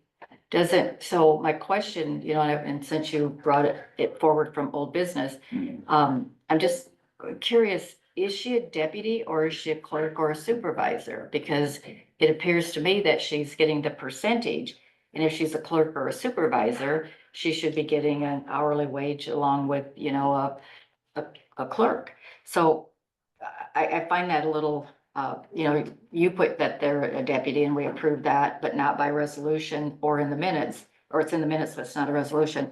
So I think that we have some clearing up to do with some of our other offices as far as what the status really is, because we approved, not through resolution, but that's a clerk and a supervisor with no mention of deputy status. So I don't know how many years we've been just assuming that they have been recognized, and it should have been through resolution, but that's just what Iowa code says. And that's the only reason that I bring it up is Iowa code says that supervisor, the elected official can have the deputies upon approval, the resolution notice in the minutes. I just think that through boards, you know, over the years, it's just kind of gotten brushed under the rug. I'm just trying to do a little housekeeping. That's all I'm trying to do. Yeah, I think that's important, because like you said on the phone, I think a lot of that was Business as usual. prior to, I don't know if that happened prior to me or right as me, that the board was happy to get rid of the unions at the time, so they were joyful to see it all transpired to deputy status. And there's pros and cons to all of it, you know, Yeah, pros and so cons. For the lack of maybe taking the steps that we're talking about now, it was Yeah. like, great, we're done with, we don't have to negotiate with another union. Yep, So, can't fix things that happened in the past, but what we can do is do better in the future. So that's my only reason for bringing these things up. Okay. Old house. Okay, that being said, that was all I wanted to do is last week. Thank you for It bringing. wasn't our intention to stop anything. No, It was our intention to reevaluate it for these reasons. And I think that's something that we can. Great point. I wasn't even thinking about all that. We can have a broader conversation about that down the road, Mhm. whether we put it on the agenda or we do it during budget session time with the departments, but I think that's Yeah. the only something way that we we can. fix it is to bring it up and discuss it. Okay, that was Thank you, all I Doug. have, sir. I'll make it quick. I had Region 12 last week. I take off today to ISAC. I did stop down and talk to Seth a little bit about zoning. Terry's gonna put him on the agenda next week and he's gonna come up and talk about it. And I guess just maybe air some things out or see where things are at and whether his staff would be up for taking that on or not. Maybe address some things that, What is his staff? well, Just him, isn't it? Or is Seth? Yeah. Seth, he's Oh, got, Seth, I'm sorry. Okay, I thought you said Zach. Seth, Dave, Seth. can I piggyback off that just a minute? Misunderstood. Yes. As far as that $5,000 that the zoning board gives to the zoning administrator, I went and talked to Amy last week about if that $5,000 went to the department, how she could distribute that to the employees that are actually helping with the zoning, because we give that $5,000 to the assessor. But there are times when the staff is actually taking care of that zoning, but he's getting that $5,000. So Amy said that there would be a way that if they wanted to distribute that among the employees, that each one of them, in the recorder's office, as an example, got 33% of that 5,000 for the assistance that they would need to do. Because the person getting the $5,000 could be out of the office, could be on vacation, and these people are stepping up, doing that administrator's job and not being, paid for it. And so that could be one of the, I don't know who does it next Tuesday today, but I'm Well, over it. I Jerry, suppose Well, 10 o'clock next week. Close. I give him a time. And, that way he knows when to come up here. I'm gonna leave the rest open. At least we can talk about it with him. And if it's an absolute no, we move on. And I did have that conversation, so we can discuss it with Sarah. just so you know, in 1978, the zoning administrator was paid $4,500. In 78, 1978. Okay. not much of a raise. inflation has really kept up with the times with that. Good to know. Well, and that's not that's a different commission than us, and so that would have to come out of their budget, so. Yeah, well, We can facilitate. For FYI. good to know. Good to know. To keep things rolling, I think we're done with supervisor reports. Kevin, we're up to you guys. Yep. Come on down. Come up here. Come right up here. Part of the team Come now. on up here. Thanks for, And thanks for waiting patiently. No problem. I appreciate it. I appreciate the board's time. Glad to I'll be have you. respectful of you guys and get in and get out as quickly as I can. I'm Kevin from KTIV. As you know, Denison is one of those anomalies where you guys get coverage from from Des Moines, from Omaha, and from Sioux City. You're probably on every single map weather-wise. However, KTIV would like to expand that coverage, including this area, on our weather cams, which we showcase in all of our newscasts. We have done some surveys around the area. The lake was beautiful. The trees were in the way. And we stumbled upon this building here showing all of the amenities that are around Center Street with the parades, the sunrise coming up. The weather comes from the west, the bluffs, the fire station back there.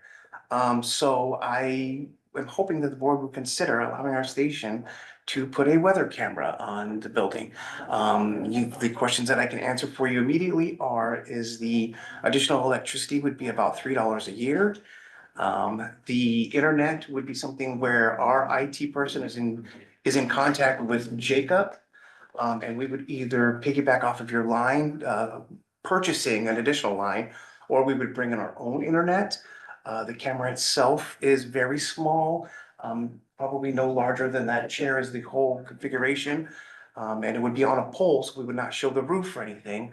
And it's just one of those, it is self-sustaining. We do not attach anything to the roof or anything of that nature. So I just It don't wanted- blow off though, does it? No, we have insurance on everything and they do, I believe they use some kind of a weighted bags to keep it in place. We haven't had any issues over the 11 years that I've been at KTV with any of the Pretty damn cameras. windy up here. Yes, so, And outside too. yes, but it's just one of those, we would like to showcase Denison in the best light possible. And we felt that the views here really presented something that the viewers could really embrace and see. So we wanted to get the board's idea on that and see if I can answer any questions for you guys. I will say, and I am biased, but we have the prettiest courthouse in the entire state. I Well, yes. agree, I'm With the hill and where we're at, it's, Apparently, Yeah. where the cameras at, we who won't be able to see it. please everything around it. Well, the thing is, and well, We'll bring that's. attention to it. It will be high enough to where we can probably catch some of the stuffs in the lawn, Okay. the bluffs to the south, the sunrise, like I said, to the east. Perfect. Weather So comes so from the the west. camera does not just point one direction? No, it has all the time? 360 dimensional view, 360, and that okay. would be a collaboration with the board and myself. I don't know if you guys would designate one person, or if it's, hey, we've got the parade coming, let's turn the camera there, Oh. or, hey, the bluffs are looking beautiful today type thing, so.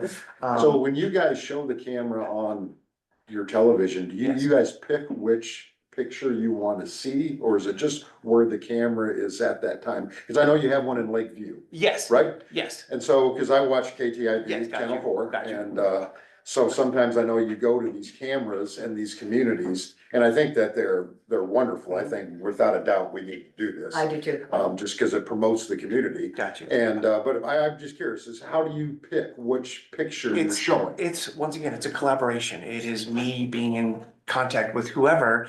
When we are up at the, Okoboji, for example, and 4th of July comes, we've done this long enough to know that the fireworks are gonna be shown I see. over. So we know to point it. It's a collaboration where Okay. you guys make I would suggestions and are a volunteer part to of let it. you know what's going on in Denver. And we would love to have that because we don't want to be that, Done those deal. people Done that. deal. We already got, we got your Kevin? part. Yes. When we have like a, cool, too. blizzard or a rainstorm or something like that, can we give Jean a mic and have her go up on? Definitely, yes, yes, so, I- You were up there on a really great day, right? I tried to get up there. I will say as a former Marine, I am the one, probably of the few who, is definitely afraid of heights, so I do not like being up on the roof at all. And then I will also let you guys know that in addition to the camera being about as big as that chair with the pole, there would be a tiny box, maybe the size of that briefcase that we would need to put in a room somewhere.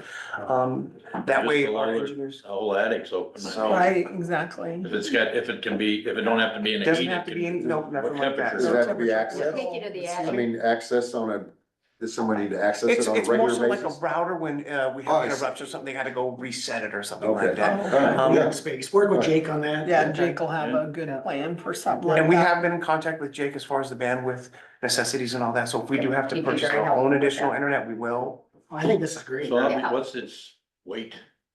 I don't know the weight per se, I would say maybe under 200 So pounds. it's really not, with Nothing the at all. little anchor weights and all that. Yes, with the anchor weights and all that included, it wouldn't be I don't think it's gonna be anything that's gonna worry about structure. up there. nothing at all, and like I said, we do not attach anything to the roof or anything, we did, like I said, some surveys around, we looked at the bluffs down by the, intersection there where the hotel is across the street. We just felt this view was a little bit better, and we were always trying to definitely. show, we just wanna show. These are Denison in the parades, best light. barbecue fest. Exactly, the downtown August nights. Kevin, is this typically, something you have to, you renew regularly, or once it's approved, then you're just good? I mean. with the We're times? approved, and just full disclosure, Dan Geezy, who owns Power Wash, is a client of mine. He will be the camera sponsor. So he will incur all of the cost. for this, so there's no- Amazing. I have to call him anyway, so I'll So, call him. and yes, visit. please ask him Yeah, all about me and the way yeah. that we operate, so, but he would be the title sponsor, it would actually be the Power Wash cam. We won't call it that, it would be the Denison cam, but his logo would be there. Yeah. Because he's paying the amount to Lovely. kind of advertise all of his car washes and things of that nature, An so. old high school classmate. Really, okay. Sounds great. I think everybody, so I guess I entertain a motion to.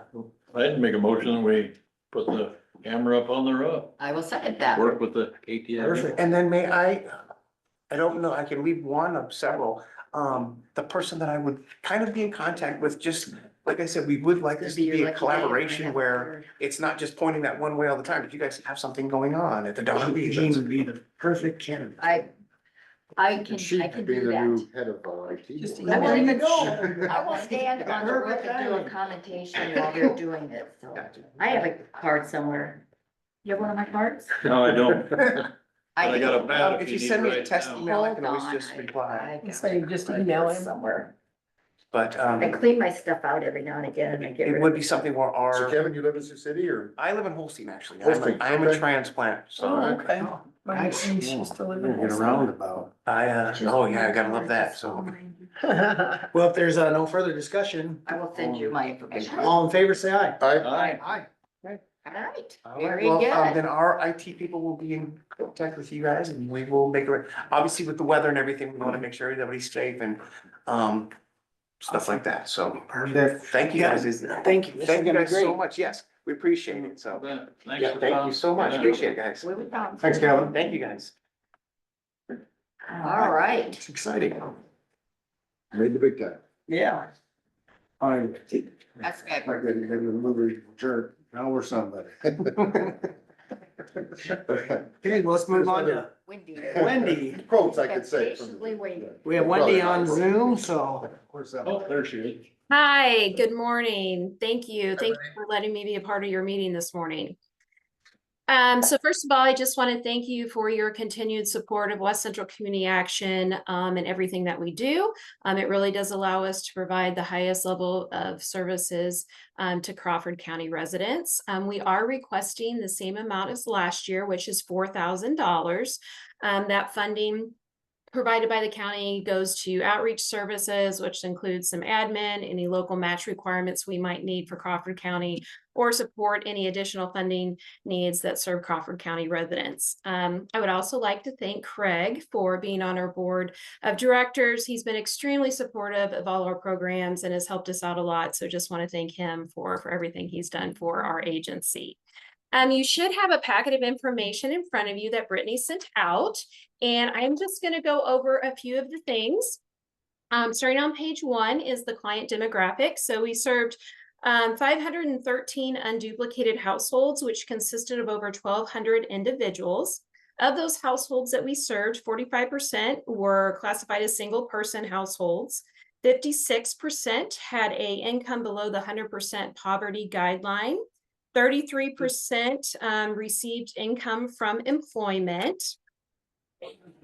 42% were between the ages of 18 and 59 years of age, and 52% of the clients rent their home. So if we move on to the services that we provided on page 3, we'll start with Head Start. This program really just promotes school readiness for children ages 3 to 5 in low-income families. We operated 2 Head Start classrooms in Crawford County, located right in Denison, which serves a total of 26 children at Imagination Station. We also have Early Head Start, which provides support to low-income infants and toddlers, pregnant women, and their families. We operated a center-based early Head Start program through May that served a total of 16 children, and then had to transition to a home-based early Head Start program for the remainder of the fiscal year, which also served the same 16 children. If you go to page 4, we have Child and Adult Care Food Program, or CACFP. So this program just really promotes good nutrition and positive eating habits in children who are a part of a registered family child care home. We had 47 children who were enrolled at 4 home care providers. And then we have LIHEAP, or the Low Income Home Energy Assistance Program. This program is really designed to help low-income households pay a portion of their winter heating costs. We assisted 380 households for a total of over $209,000. We also provided emergency crisis money, or better known as ESIP. That really helps with service continuity, disconnects, propane. And so we assisted 20 households for an additional $9,200. Then we have Family Development and Self-Sufficiency, or FADS. So this program works with at-risk families who have children and are at 175% or below of poverty. The specialists really provide intense case management services to help those participants meet their goals. And we had 6 families that benefited from that program. And then we also had the Iowa Individual Assistance Grant Program. That's based on the disaster that Governor Reynolds declared. And we had one household that received $5,000 in individual assistance. And then page 6 just shows the program dollars and or the value that go directly either to clients or local vendors, which totaled over $970,000. And then page 7 shows the admin and delivery costs. And we really do try to keep our admin and delivery, our admin under 5% and our delivery under 20%. And we accomplished both. And then the last page is just a summary, and you can see over $1.1 million worth of services were provided by West Central Community Action to residents of Crawford County. And again, I'll just, on behalf of myself, the employees and the board of directors, just want to thank you. Any questions? I have one quick question. I wrote a note on one of these pages, so hold on. Yeah. I wrote it, right here. For the family development self-sufficiency. Yeah, that's. Determined that, they're 175% below the federal poverty guideline. Do you get tax returns or are you getting? Yeah, we pay have to stubs? have, if they're on FIP, the family investment plan, then they're automatically qualified. But if they're not on FIP, then yes, we have to have income documentation that shows and calculate their poverty to ensure that they qualify. But most of our families are on FIP, so we don't have to really do any of that work. Is FIP getting tax returns then before they get qualified or, you know, how are they determining household size, you know, isn't it based on how many people live in the house? And let's say you have 3 working adults and 8 kids. Well, that's more for LIHEAP. That's more for LIHEAP. It determines that. FADS is a little bit different. So like I said, we don't really have to do calculation on that because there are all of ours are on FIP, and they're part of Promise Jobs. So they're referrals from Promise Jobs. So they're automatically enrolled into the I mean, if we have slots, they're automatically enrolled. But what you're kind of referring to is more like LIHEAP. You have to take count of everybody in the household, all the income, for the past 60 days or annual. So yes. I just wanted to verify that because it seemed like such a big number, you know, so I appreciate that. Thank you. No I problem. mean, and to me, it just kind of, when you see the summary and you see that 513 households and 1,270 individuals, you know, we've got a population of what, 16,500 people in the Yes. county. It just reiterates the fact that Crawford County is a poverty Yes. area that, I mean, because all of the programs are basically, 200% and below. Yeah. Most of them are 200%. Yeah. Mhm. so we have those people and luckily, at least I guess that they are accessing some of these programs that are Absolutely. available. That's what we want to see. Absolutely. But these services are out there to help those folks and that the word is out that it's there and Right. we're using it in We're Crawford County. using It's almost 8% of our population. it's qualifying for these programs. And like Wendy said, those are people that are what, 200 to 175% under the, you know, federal, poverty guidelines. And so. Yeah, and most, so like of those 513 households that we served, more than half were under 100%. So extreme poverty. So 56% or 286 households were at 100% or below, which is, you know, extreme. Yes. Just one quick question. Are you using, is it like 57,000 for a family of 5? That's kind of a round number. Is that about? So where no, you're if at? you go to the last page, it shows the poverty guidelines for 2024. They're federal and we have to use those. So it Okay. kind of breaks it down like 100% and 200%. They also, if you look at online, they break it down to like 125, 150, 175, and 200. But for us, we use 100 and 200. Perfect. All right, thank you very much. All right. Thank you. Thank you. Thank you, Wendy. Uh-huh. Thank you, Wendy. And I can assure the board, I guess, and Jean will be the one to find out as she moves on with West Central Community Action, but they're very well run. Wendy does a wonderful job. I look Oh, forward well, to thank it. you. Been a pleasure to work with her and. Yep. Who knows, we may do it again. Yes, that'll be great. So I appreciate it. Thank you so much for letting me speak today. I appreciate it. Thank you, Wendy. Bye-bye.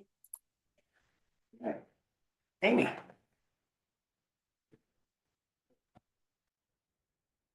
Oh, well done. Yeah, that kind of good. Good morning. So I'm here to kind of give a little update on where we're at with the Bell Cabin.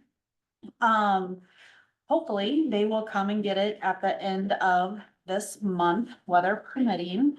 They've had like issues with their crane and equipment, so I think they got So that all you say figured they out. come and get it, they're gonna come and take the whole structure, or do they dismantle it and take it? They will dismantle it. Okay. So they will actually leave the chimney, and we're hoping to, save all of the stones from the chimney so we can use that, Right. at the new property.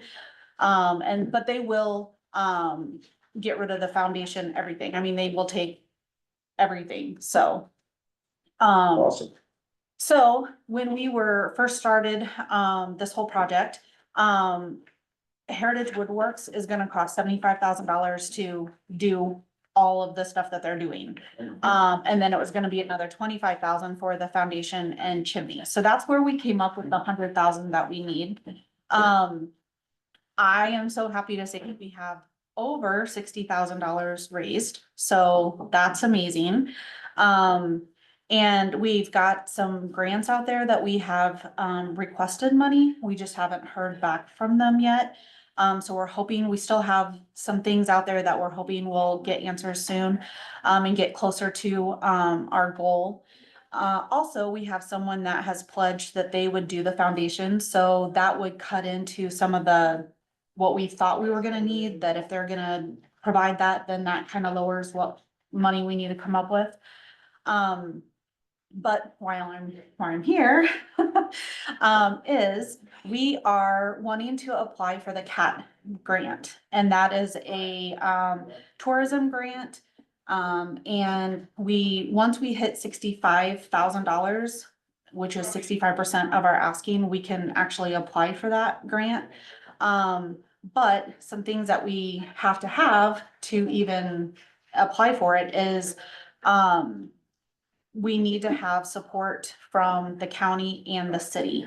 So I have gone to Dow City. Because that's where it will be going. I have gone to the city of Denison, because that's where it's been for the last 100 years. And now I'm here at the county seeking your support.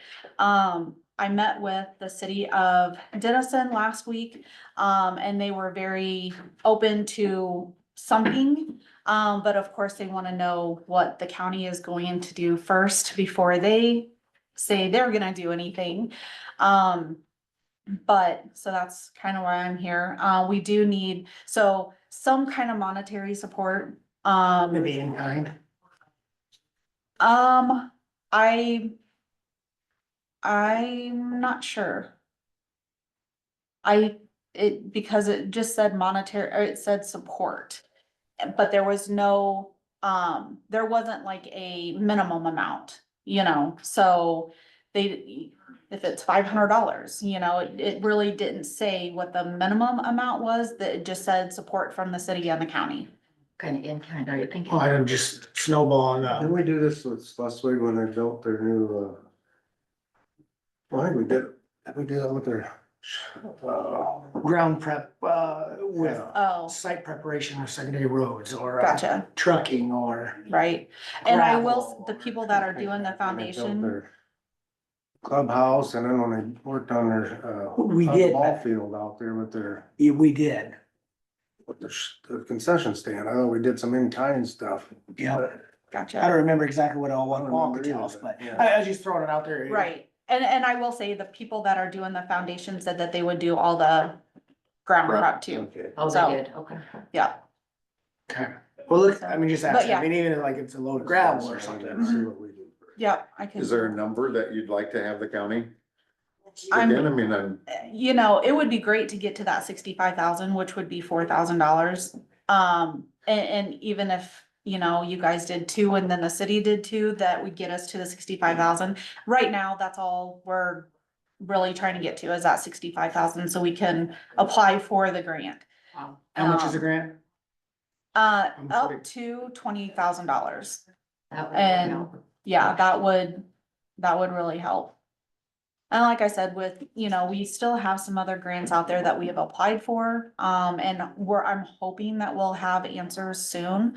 To kind of, cause then we would get there, but we still need some kind of county and city support. Because we basically have to have support from all kinds of different areas, private donors, grants, fundraising, which, we did that museum crawl and it was a great success. We didn't make a whole lot of money, but we got a lot of people from all over the state that came to that, which was really cool. And all of the historical properties that were involved with that, it was the first time we've ever done something combined like that. Everybody thought it was so great, and because we had all of these people come from out of the county, they're excited to do stuff in the future together like that again. So I mean, that one little fundraiser has kind of snowballed into some other ideas to hopefully get people to come here, so. Good job. Dow City, they're chipping in, or they didn't know yet. I mean, they're a small town. They They're basically very said that, I'm just trying to figure they- out, I mean, you're about 40,000 short right, right right. now, without the grant, Yeah. Yeah, Dow City wasn't very, I'm not very encouraged Well, I mean, by that yeah, meeting. they're small town. understand. And they said that they just. To get the CAT grant, does it require to have city and county? So if Yeah. the county gives and a city doesn't, and it doesn't have to be, I guess, the city that it's at, it could be the city of Denison. Right.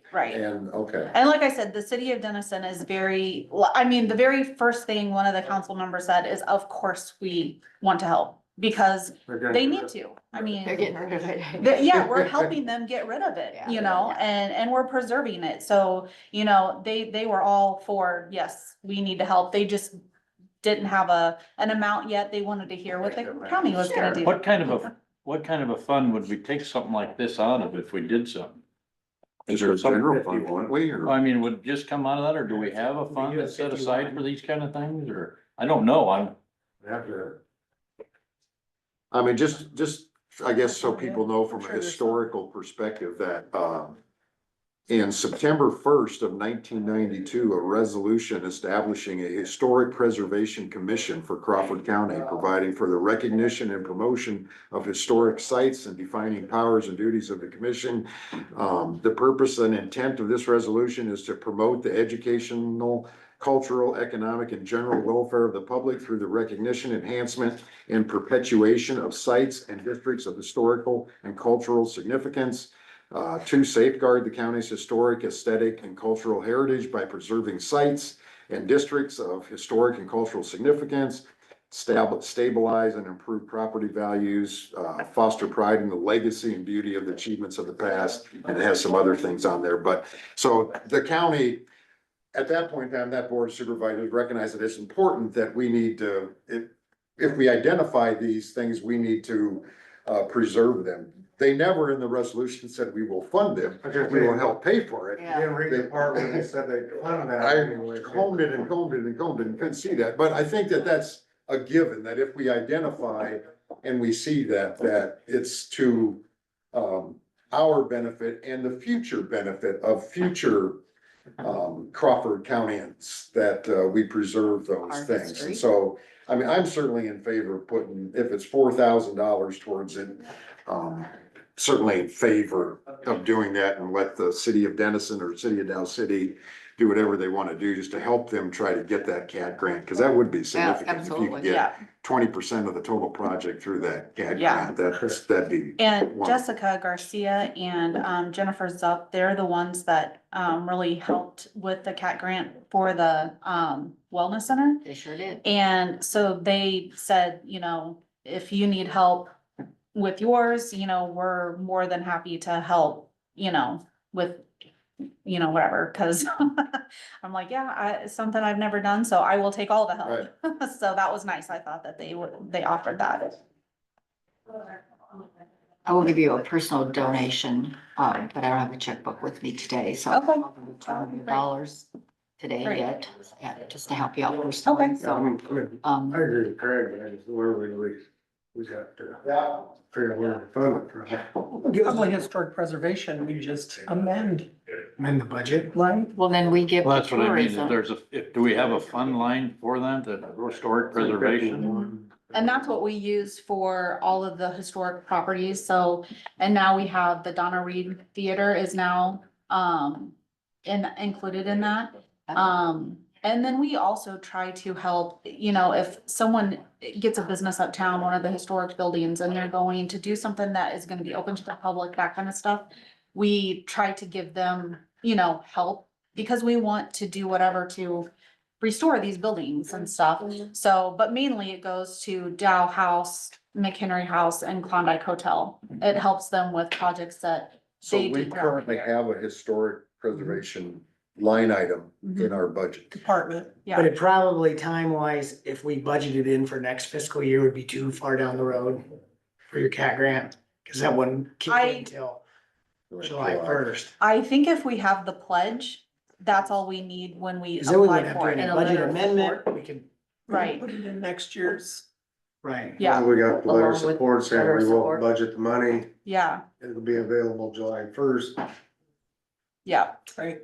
Have you talked to tourism, at all, or The, the actual? Here tourism board? locally? Yeah, I'm I like kind that. of, but I have been in contact with the It is a state take. tourism. okay.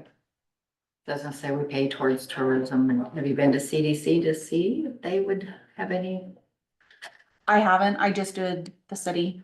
Okay, And then, I Kind of. mean, you know, we got a $5,000 grant from, Anderson's Ethanol. nice. We've got a grant out for, the Rotary, and, I was looking into the Dow City Community Club was another one, or the, not club, foundation. And then, Monogram Kids is Oh, another one, so, cause it is educational, so. Do we need a motion, or do we just put it in next year's budget then? And we're done, and it's just approved and we approve the It budget? is a discuss and take action. If we make a motion, it would be the support you're probably looking for. And to put it in the 25. It'll solidify it. Yeah, No, what it said, you could give the motion, Get a the letter. minutes would of state support. that we support it. yeah, Right, right. and then I can let the city know. Dictate a letter of support, so that's Yeah. in hand for you to send along. Yeah. Okay, well, what's the will of the board? Well, I guess I will move that we budget $4,000 towards the Bell Cabin and have it in the 25-26 fiscal budget. In the historical line item. Motion, is there a second? I will second that. I think it's. Why'd you pick 4? Just to finish her off? Just because she said she was 4 short of Should've 65,000. said 10. And I thought maybe if we did 4, then the city might do 2. Or might say, well, you got all you need, we don't need to give any. But we could. Oh, well, we still need 100. We could do 2 and they could, match us and, Well, I mean, I'm okay with 4, but I just wanna make sure it's Dennison's paying to help get their. Right. Right. I don't know if building the out cat down. grant specifically says what percent needs to come from the county. Or what No, it percent does not. Just needs to be participation from both Yes. entities, so they Just could need do, to show you support. know, $500, I guess, and that'd be support. well, it's such a But- huge part of Crawford County's It's, history. And I think it, to me, 4,000, right. you know, and it's a mission that was set forth many years ago that the county helped preserve our history and, we just hate to not support it. And you guys have worked so hard to raise money. It's not like we're coming asking for us to do it all. Where's it Right. gonna sit again? It's going to be right behind the Dow House. Kind of So back it'll there in be, the area where. we yeah, so it'll usually- look like it's in a prairie or something, Yeah. you know, there's a field behind there. I think it's Like an gonna look way old-time better village. than what Yes. it it's- does it's down too at nice for Washington them Park. there, a little bit. So it's. I still like you to look in the fine deal. Okay, I yep, mean, If we can help more that way too. Yeah. right. okay, yep, I can do that. So we can do that one. Yeah, I think any support, I mean, it just said support. It didn't say, like I said, it didn't say if you did $1. I mean, it just said support from the city and the county. Okay. I think that cat grant is so important though, because that's gonna give you a big boost and Yeah. for an investment of And board $4,000 20. to be able Right. to capture 20,000, which is a good return on our investment. Yeah. So we have a motion in a second. Any further discussion? I have none.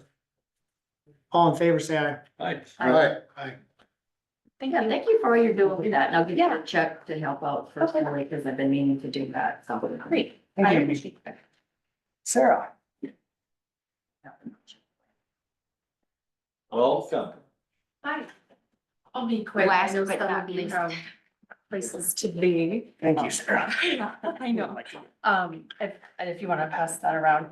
So I'm just giving a verbal update, a quarterly update. All of these numbers are in the quarterly report that's given to you guys every quarter.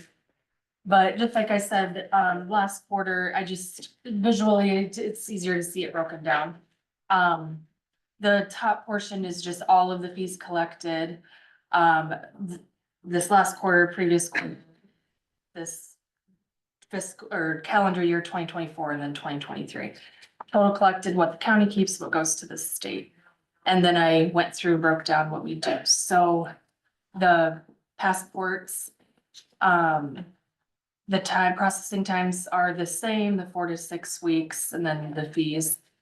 The county collects a $35 processing fee for each application. That fee is set by the Department of State, and then we do $10 for each photo. So I just broke down how many photos, how many applications, and then our fees for those time periods. We've seen an increase in passports lately due to a number of reasons. People decide to travel, spring break, the holidays, or summer. So they're getting all of their passports for those trips. Vital records, broke down those fees again for you just to visually see. In November, we had an audit from the oversight manager from the state vital records office. I think it's supposed to happen once every 3 years. I think it's been 5, We'll so. let you know when they're coming. Yeah, yep. They had 2 people for for all 99 counties and they went down to 1 Oh, person. my goodness. So that really delayed these audits. I don't know how she does Oh, it, so my she has to goodness. hit there's a Those lot box to things do. up. so did you get a report back? Yeah, yep, it was a good report. Basically, what they look at is, with vital records, like we have to follow a certain protocol. The certified paper has to be locked up, Kayla can't have access to it because she does passports. Certain things like that, so they just make sure we're following those guidelines, and then they send us, reports to do every month. We have to seal some records or birth death matches. So if somebody who was born in Crawford County passes away, they send us a notification that we have to mark their birth record that they are deceased. So they look through the books and make sure that we've been doing that.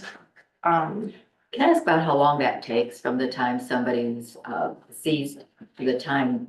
Actually, it's pretty fast. For a while, it took a long time, Okay. and they only started this maybe 4 or 5 years ago. Okay, But usually we get it like within that month. okay. So I was thinking it's like interesting, yeah. 2 years later, you find out somebody passed away and that's how we end up with Yeah. the deceased people on the register to vote. Kind of a Right. deal, so. Yeah, no, they've gotten much faster Okay, at all that. right, thank you. Yeah, so yeah, then all the fees are broken down there, how many marriage applications, certified copies, what the county keeps, and what goes to the state. They talking about doing a 50-50 split with you? No, This is good though, Sarah, This is because, you know, you brought Steve Hold up, wanting him to know about, it. This is what he needs to know. yeah, excellent. He doesn't need to know. and actually with vital records, they used to be $20. And there was like a sunset clause in there to go back to $15, but they were trying to, the state was trying to get money to put into the vital record online system. So we still only got $4. We've always only got $4. I'm sure maybe it was less than that before, I don't know, but yeah, so they used to be $20 when I first started, and then they're down to 15. But yeah, on to the other side, DNR, deer season's over. But boat renewals have started, and those are every 3 years. And then I just broke down, that we do collect sales tax for recreational vehicles, and then we send it to the Iowa Department of Revenue.